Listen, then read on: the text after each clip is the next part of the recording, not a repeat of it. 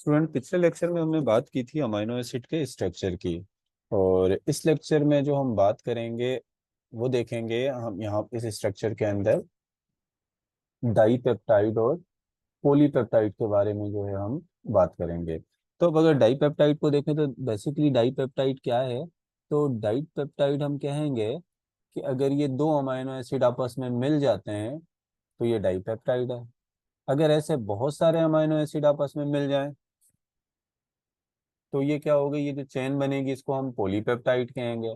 अब हमें पता है कि अमीनो एसिड जो है वो किसके मोनोमर्स हैं, प्रोटीन के मोनोमर्स हैं। और मोनोमर जो आपस में मिलते हैं, यानी ये दो अमीनो एसिड जब आपस में से मिलेंगे तो इनके मिलने के प्रोसेस को हम क्या कहते हैं, इसको हम कहते हैं कंडेंसेशन।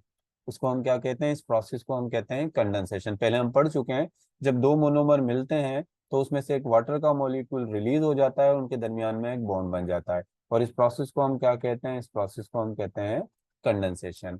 और ये भी बात हमें पता है कि ये जो अमाइनो एसिड आपस में मिलते हैं प्रोटीन बनाने के लिए, डाईपेप्टाइड बनाने के लिए या पॉलीपेप्टाइड बनाने के लिए, तो इनके मिलने का जो ये प्रोसेस है ये कहाँ पर होता है, ये होता है राइबोसोम में। और राइबोसोम को किस तरीके से जो है ये अमाइनो एसिड को उसने मिलाना है, ये इंस्ट्रक्शन कौन देता है, ये इंस्ट्रक्शन देता है मैसेंजर आरएनए। इंस्ट्रक्शन कौन देता है, ये मैसेंजर आरएनए देता है। और ये मैसेंजर आरएनए किससे इंस्ट्रक्शन लेकर आता है, डीएनए से इंस्ट्रक्शन लेकर आता है। और ये जो प्रोटीन बनता है मैसेंजर आरएनए से, जो ये प्रोटीन बनता है, इस प्रोसेस को हम क्या कहते हैं, इसको हम कहते हैं ट्रांसलेशन। तो अब देख लें कि आपकी बुक क्या कह रही है। आपकी बुक कह रही है कि dipeptide and polypeptide are form by condensation. यानी डाईपेप्टाइड और पॉलीपेप्टाइड जो बनते हैं वो कौन से प्रोसेस से बनते हैं, कंडेंसेशन से। यानी जो अमाइनो एसिड आपस में मिल रहे हैं ये किस प्रोसेस से मिल रहे हैं, कंडेंसेशन से। और ये कहाँ पर हो रहा है, ऑन द राइबोसोम। ये राइबोसोम के में होता है। और अंडर द इंस्ट्रक्शन ऑफ, किसके इंस्ट्रक्शन में हो रहा है, मैसेंजर आरएनए के इंस्ट्रक्शन में। और मैसेंजर आरएनए इंस्ट्रक्शन कहाँ से लेकर आ रहा है, डीएनए से। और इस प्रोटीन बनने का प्रोसेस जो है राइबोसोम में, इसको हम क्या कहते हैं, इसको हम कहते हैं ट्रांसलेशन। तो पहले पैराग्राफ में तो ये बात कर ली। अच्छा, इसके बाद थोड़ा सा डिटेल में अगर देखें, थोड़ी इसकी स्ट्रक्चर देखें कि किस तरीके से आपस में मिलते हैं। तो यहाँ एक जर्नल स्ट्रक्चर में फिर से ड्रा कर लेता हूँ एक अमाइनो एसिड की। तो यहाँ पर एक हम यहाँ पर लगा देते हैं इसके एक अमाइनो ग्रुप।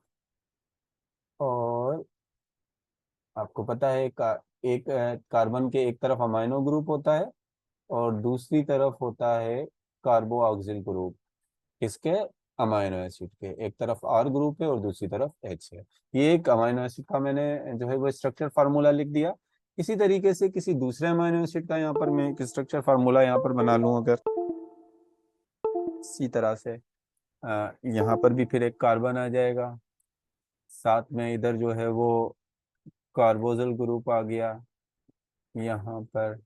और फिर यहाँ पर हाइड्रोजन लगा दिया, यहाँ आर ग्रुप है। आर ग्रुप में कुछ भी हो मतलब ये अगर ग्लाइसिन है तो यहाँ पर आर ग्रुप में एच होगा।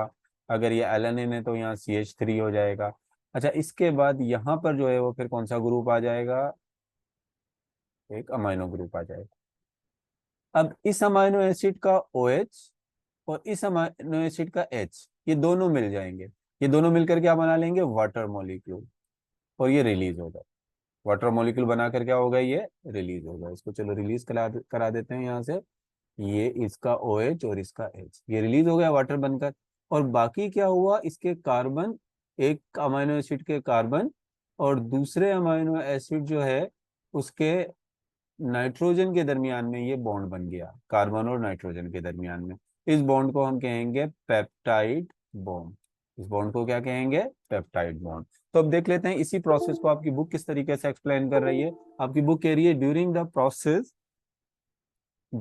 Process when an amino acid react with an other amino acid. जब यानी ये अमाइनो एसिड, ये एक अमाइनो एसिड है और ये दूसरा अमाइनो एसिड है।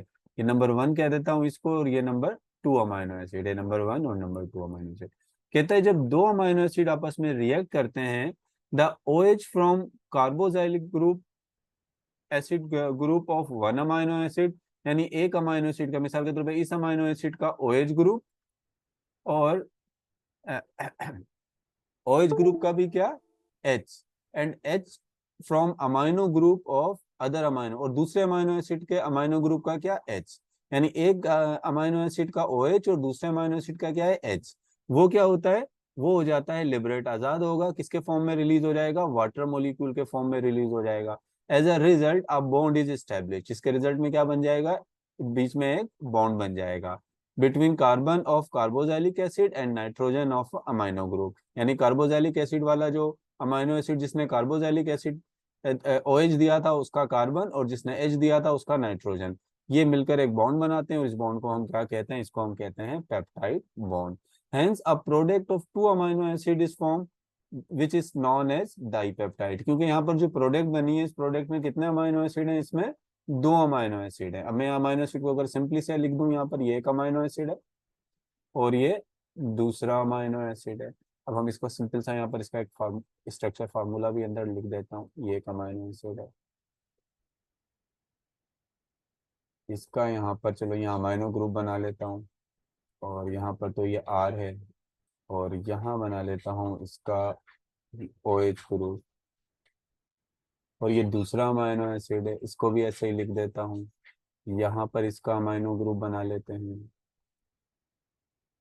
और यहाँ पर इसका जो है वो कार्बोजाइल ग्रुप बना लेते हैं। ये दो अमाइनो एसिड मैंने यहाँ पर ड्रा कर दिए।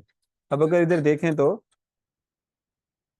इस अमाइनो एसिड का OH और इस अमाइनो एसिड का H, ये दो रिलीज हो जाएंगे, किस शक्ल में रिलीज हो जाएंगे, इसका OH और इसका H मिलकर क्या बना लेंगे, वाटर, और इसके कार्बन और इसके नाइट्रोजन के दरमियान में बॉन्ड बन जाएगा, इसको कहेंगे पेप्टाइड बॉन्ड।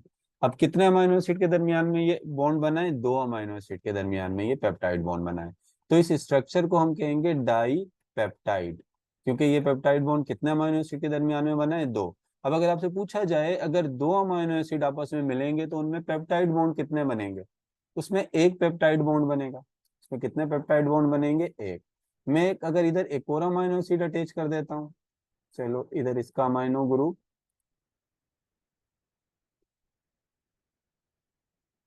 एक और अमाइनो एसिड मैंने यहाँ पर अटैच कर दिया, इसका हाइड्रोजन और इसका OH, इन दोनों ने मिलकर दोबारा वाटर का मॉलिक्यूल बना लिया। फिर ये एक और बॉन्ड बन गया, अब ये दो पेप्टाइड बॉन्ड बन गए। तो इसका मतलब अगर तीन अमाइनो एसिड आपस में मिलेंगे ये, तो कितने पेप्टाइड बॉन्ड बनेंगे, दो। इसका एक सिंपल सा फार्मूला आपको बता देता हूँ कि कितने पेप्टाइड बॉन्ड होते हैं, इसको peptide is equal to N-1। N यहाँ पर क्या होगा, अमाइनो एसिड। एन किसको कह रहे हैं, अमाइनो एसिड। मिसाल के तौर पे अगर किसी पॉलीपेप्टाइड चेन में, प्रोटीन की चेन में जो है वो चार अमाइनो एसिड है, तो उसमें से वन माइनस बस कर दें तो उसमें पेप्टाइड बॉन्ड कितने होंगे, थ्री होंगे। अगर किसी में 80 अमाइनो एसिड हैं तो उसमें से वन माइनस कर दें तो उसमें 79 जो है वो पेप्टाइड बॉन्ड हो जाएंगे। तो सिंपल जो फार्मूला है वो यही है, N-1 का।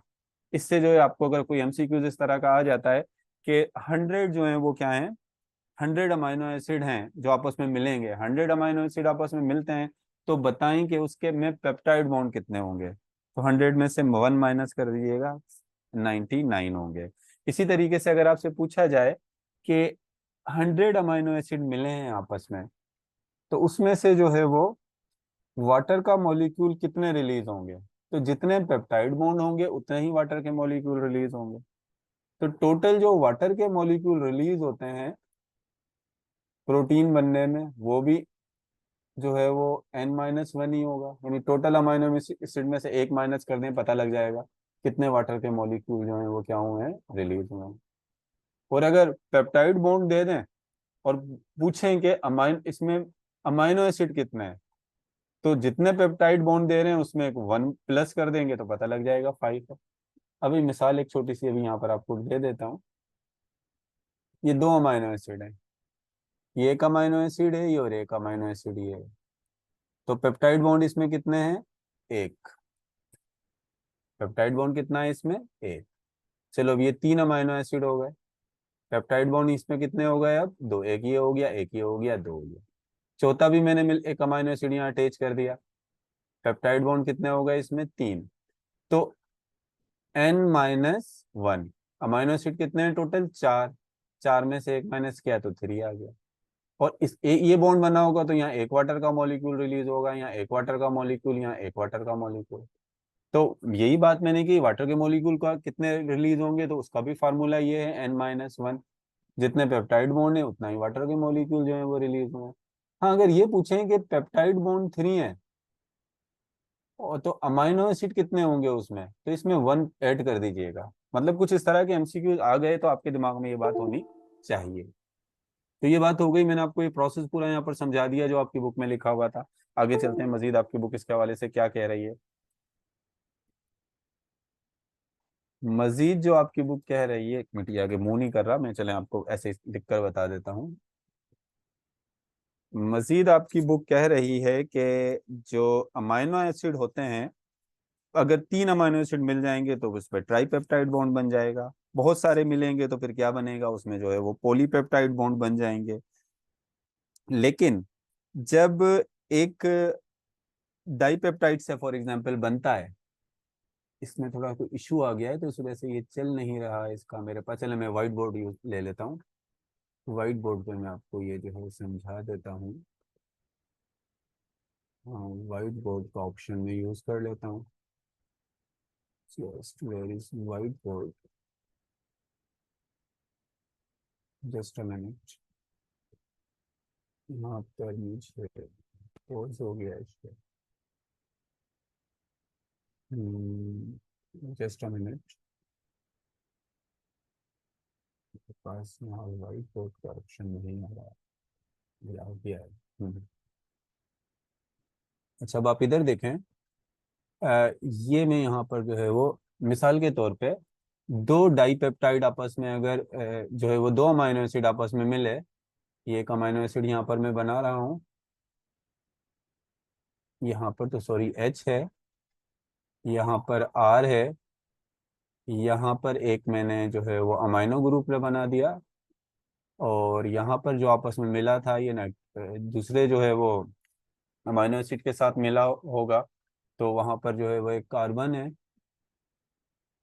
वो है। फिर ये कार्बन है, इसमें एच है, और यहाँ आर होगा। और फिर आगे मजीद जो है वो एक दूसरा जो है वो कार्बोजाइल ग्रुप लगा हुआ होगा। अब देखें ये डाईपेप्टाइड है, अब ये क्या है, ये डाईपेप्टाइड है। अब इस डाईपेप्टाइड के अंदर अगर आप यहाँ पर देखें, इस डाईपेप्टाइड में अगर आप देखें, तो इस डाईपेप्टाइड में एक टर्मिनल ये है, ये वाला, और एक टर्मिनल ये है। दो टर्मिनल हो गए ना, एक टर्मिनल ये हो गया और एक टर्मिनल ये हो गया। अब एक अमाइनो एसिड का जो अमाइनो ग्रुप वाला टर्मिनल होता है, एक अमाइनो एसिड का जो अमाइनो ग्रुप वाला टर्मिनल होता है उसको कहते हैं एन टर्मिनल। इस टर्मिनल को हम क्या कहेंगे, एन टर्मिनल। और दूसरा जो है वो दूसरे अमाइनो एसिड का कार्बोजाइल ग्रुप वाला जो टर्मिनल होता है, OH वाली साइड का जो टर्मिनल होता है यहाँ पर, ये वाला, इसको हम क्या कहेंगे, इसको हम कहेंगे सी टर्मिनल। इसको हम क्या कहेंगे, इसको हम कहेंगे बेसिकली जो है वो, इसको हम कहेंगे सी टर्मिनल। तो दो टर्मिनल होते हैं, एक एन टर्मिनल और दूसरा क्या होता है, सी टर्मिनल। और अब अगर जो है वो एक ट्राईपेप्टाइड बनने के लिए जाए, यानी एक और अमाइनो एसिड अटैच हो, does a tripeptide, a product of 3 amino acid, is formed and when an other molecule is release. और तीसरा जो होगा, वो जो अब एक और अमाइनो एसिड जो अटैच होगा वो इस वाली साइड पर अटैच नहीं होगा, वो इधर अटैच होगा, यानी OH ग्रुप वाली साइड से। यानी यहाँ से अब मजीद चेन आगे बढ़ेगी, इधर से नहीं बढ़ेगी चेन आगे। अब चेन कहाँ से आगे, इधर भाई, इधर से अटैच होते जाएंगे, अटैच होते जाएंगे, इस तरीके से यहाँ पर ये आगे की तरफ चेन जो है यहाँ से बढ़ेगी। जस्ट अ मिनट, ये देखो। अब मैं इसको सिंपल अगर बनाऊं, ये एक अमाइनो एसिड, इस अमाइनो एसिड का ये अमाइनो ग्रुप, पूरा अमाइनो एसिड नहीं बना रहा हूँ, सिंपल सिर्फ अमाइनो और कार्बोजिल ग्रुप लिख रहा हूँ। और इसका जो है ये कौन सा वाला ग्रुप, ये कार्बोजाइल ग्रुप। इस टर्मिनल को क्या कहेंगे, एन टर्मिनल, और इसको क्या कहेंगे, सी टर्मिनल। अब अगर ट्राईपेप्टाइड बनना हो, तो ट्राईपेप्टाइड बनने के लिए नया जो अमाइनो एसिड आएगा वो कहाँ पर आएगा, वो इस वाले टर्मिनल यानी सी टर्मिनल पर आकर जो है वो